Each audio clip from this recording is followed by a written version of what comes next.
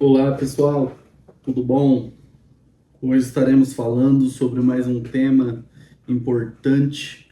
Estaremos falando sobre as diferenças entre o arrebatamento e a segunda vinda de Cristo.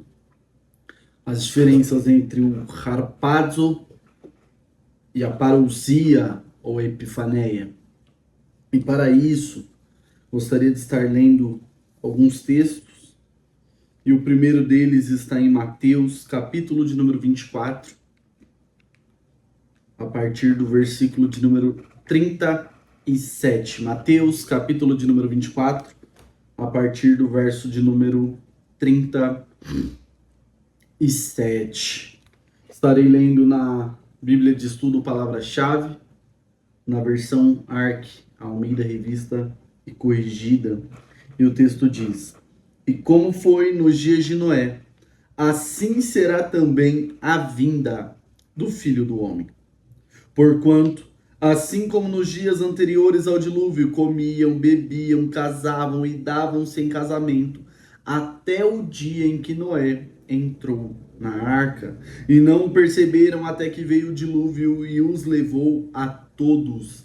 Assim será também a vinda do Filho do Homem. Para podermos entender o que é que Jesus está querendo dizer aqui com esse texto e fazendo comparação à sua vinda, a parousia, aos dias de Noé, se faz necessário que venhamos ler textos ou o texto no qual vai falar sobre o dilúvio, sobre o momento em que se sucede, em que acontece essa história sobre Noé. E para isso, gostaria de ler com os irmãos Gênesis, capítulo de número 7, versos 1 ao 10. Mas, de antemão, gostaria somente de ressaltar que o foco não é esgotar a matéria, o foco não é esgotar o tema, mas apenas trazer algumas características que são importantes para essa distinguição, para distinguirmos estes eventos. Então, eu estarei apresentando a tese, a ideologia, o pensamento conforme a minha crença. Sou assembleiano, pré-tribulacionista, dispensacionalista. O propósito desse vídeo é reforçar a idealização de que o pré-tribulacionismo é bíblico para os meus irmãos. E os pós-tribulacionistas, pessoas que não têm a mesma declaração de fé, possam também entender algumas nuances do nosso pensamento. É claro que existem pessoas muito melhores do que eu para poder tratar sobre o assunto. No entanto, de uma forma simples, estaremos tratando acerca do tema. E o texto em Gênesis capítulo de número 7, a partir do verso 1, diz: Depois disse o Senhor a Noé: Entra tu e toda a tua casa na arca, porque te hei visto justo diante de mim nesta geração. De todo animal limpo tomarás para ti 7 e 7, o macho e sua fêmea. Mas dos animais que não são limpos, 2, o macho e sua fêmea. Também das aves dos céus, 7 e 7, macho e fêmea, para se conservar em vida a semente sobre a face de toda a terra. Porque passados ainda 7 dias farei chover sobre a terra 40 dias e 40 noites, e desfarei de sobre a face da terra toda substância que fiz. E fez Noé conforme tudo que o Senhor lhe ordenara. E era Noé da idade de 600 anos quando o dilúvio das águas veio sobre a terra. E entrou Noé e seus filhos e sua mulher e as mulheres e seus filhos com ele na arca por causa das águas do dilúvio. Dos animais limpos e dos animais que não são limpos e das aves e de todo réptil sobre a terra. Entraram de 2 em 2 para Noé na arca, macho e fêmea, como Deus ordenara a Noé. E aconteceu que passados 7 dias vieram sobre a terra as águas do dilúvio. O texto que nós lemos, este de Gênesis capítulo de número 7, ele nos destaca 2 elementos. O primeiro, Noé era um homem diferente daqueles homens que estavam sobre a terra. Noé é diferente dos homens de sua época. Noé não era um homem comum, Noé era um homem justo. E o texto que nos corrobora com esta visão está em Gênesis capítulo 6, verso de número 8, quando diz que Noé era justo e Noé achou graça aos olhos do Senhor. Entendendo esse primeiro ponto, partamos para o segundo elemento que o texto destaca. Noé era obediente à voz de Deus. E nisso nós temos uma lição valiosa. E a lição é que não adianta nós ouvirmos a voz de Deus se nós não obedecemos. Então, Noé ele era diferente. Noé guardava os preceitos. Noé era um homem justo diante de Deus. E Noé era obediente à voz de Deus. Porque não basta ouvir, precisa obedecer. Entendendo isso, agora vamos aplicar o texto. O verso primeiro diz: Depois disse o Senhor a Noé: Entra tu e toda a tua casa na arca, porque te visto justo diante de mim nesta geração.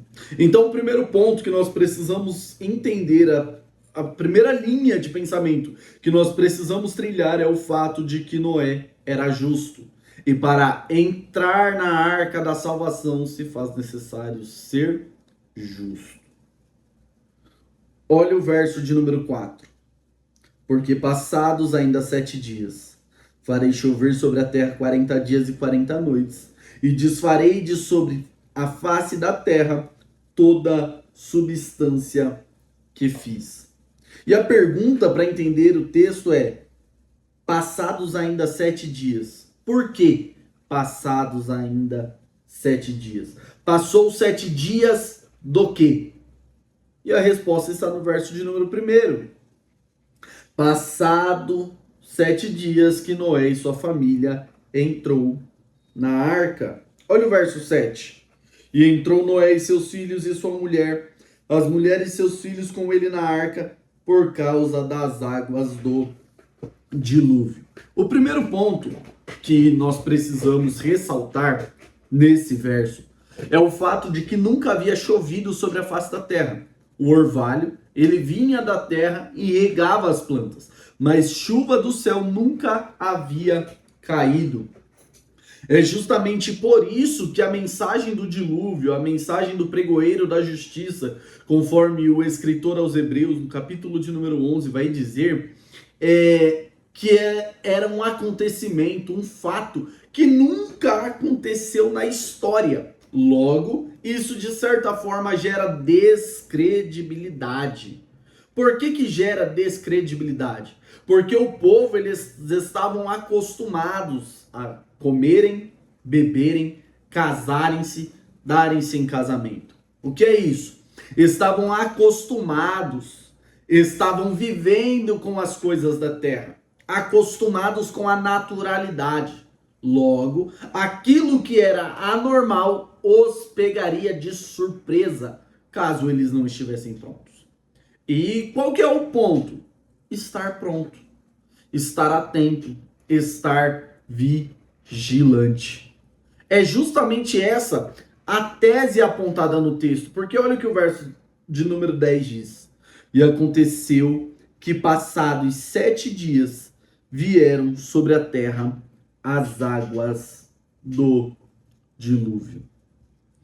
Note que passados 7 dias que Noé e sua família estavam salvos, estavam guardados, a destruição chegou. Então a destruição ela só vem no final dos 7 dias.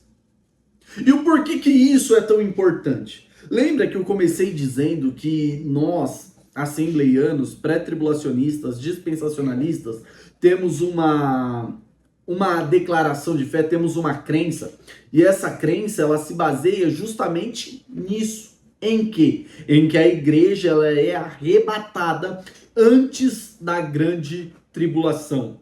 E de acordo com o livro de Daniel, capítulo de número 9, a partir dos versos de número 24 ao de número 27, nós enxergamos um período que é chamado de 70 semanas de Daniel, que são as semanas de anos. É uma contagem que em uma outra oportunidade talvez estaremos falando sobre, mas dentro desse contexto dos versos 24 ao 27 do capítulo de número 9 de Daniel, nós conseguimos enxergar as 70 semanas, e no meio dessas 70 semanas, uma semana corresponde à grande tribulação. E qual o período da grande tribulação, Lucas? 7 anos.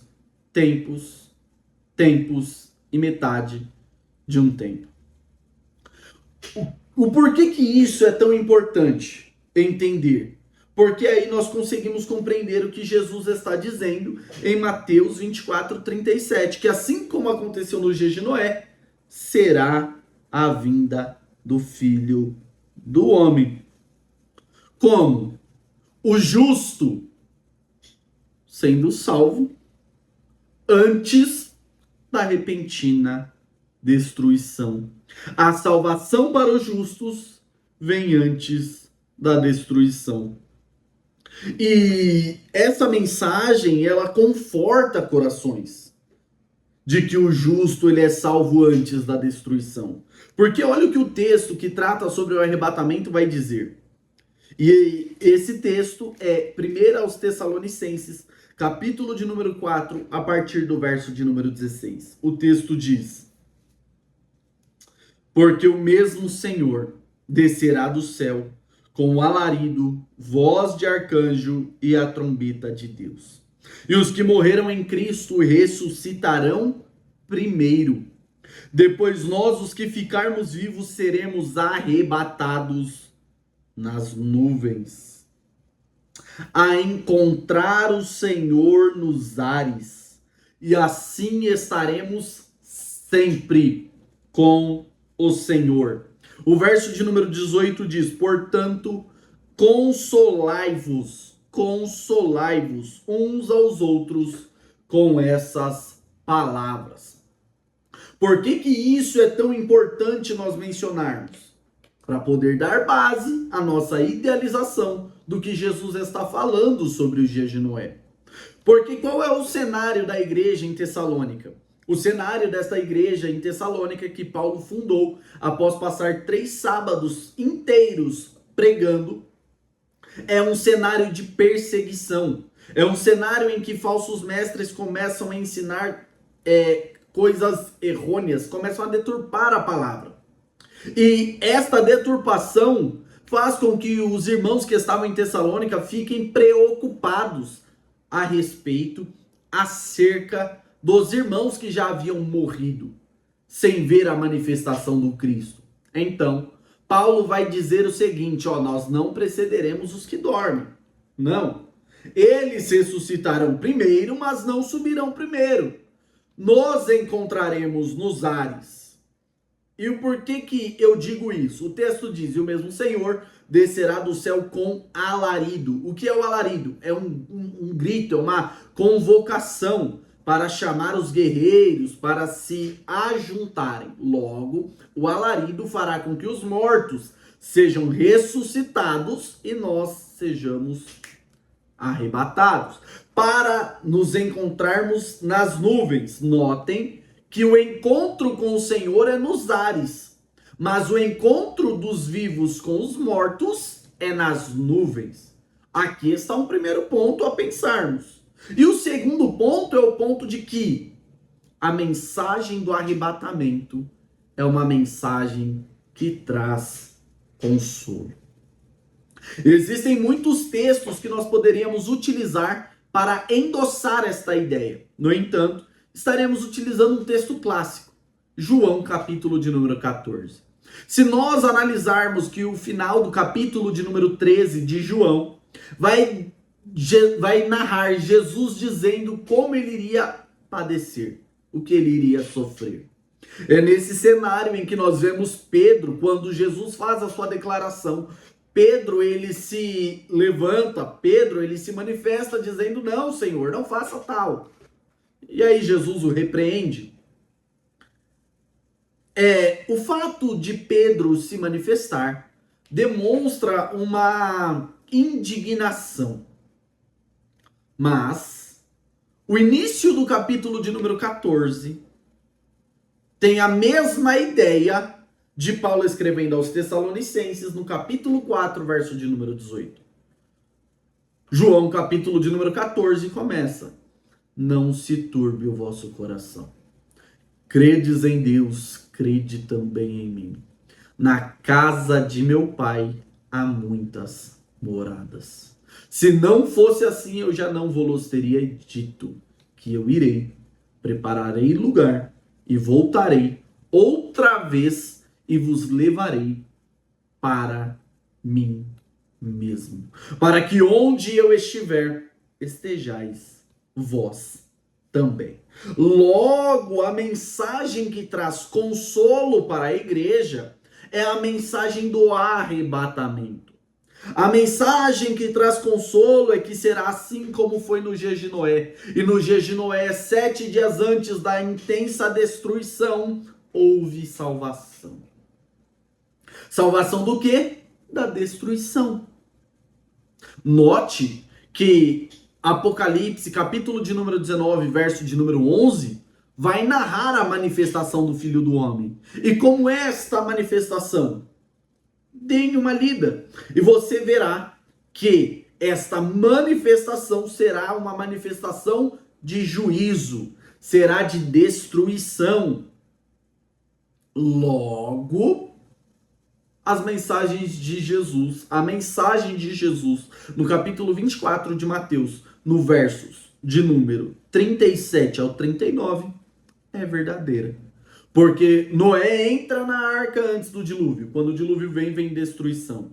A igreja é arrebatada antes da grande tribulação. E na segunda vinda de Cristo, a igreja volta com Cristo. De uma forma mais clara, para que fique nítida esta diferença. No arrebatamento haverá segredo. Mateus capítulo de número 24, versos de número 36 e o verso 44. Na segunda vinda de Cristo, todo olho verá ele. Apocalipse capítulo 1, verso 7. No arrebatamento, Jesus ficará nos ares. Na segunda vinda, Jesus pisa o pé no Monte das Oliveiras, conforme Zacarias, capítulo de número 14, versos 4 e 5. No arrebatamento, Jesus vem para aqueles que o esperam para a salvação, de acordo com Hebreus, capítulo de número 9, verso de número 28. Na revelação, na parousia, na epifaneia, capítulo, ele vem com os santos, enquanto em Hebreus, capítulo 9, verso 28, ele vem para os santos. Quando nós lemos 1 Tessalonicenses, capítulo de número 3, verso de número 13, Judas, versos de número 14, nós vemos Jesus vindo com os santos. No arrebatamento haverá profunda alegria, conforme em 1 João, capítulo 3, verso de número 2. Na segunda vinda, na revelação, profunda lamentação, em Mateus 24, 30. Para a igreja, Jesus vem como o noivo, conforme João 14, 3. Para Israel, Jesus vem como o Messias, libertador, a fim de introduzi-los ao milênio, conforme segundo livro de Samuel, capítulo 7, verso de número 16. Para os gentios, Jesus virá como juiz, rei dos reis e senhor dos senhores, para julgá-los.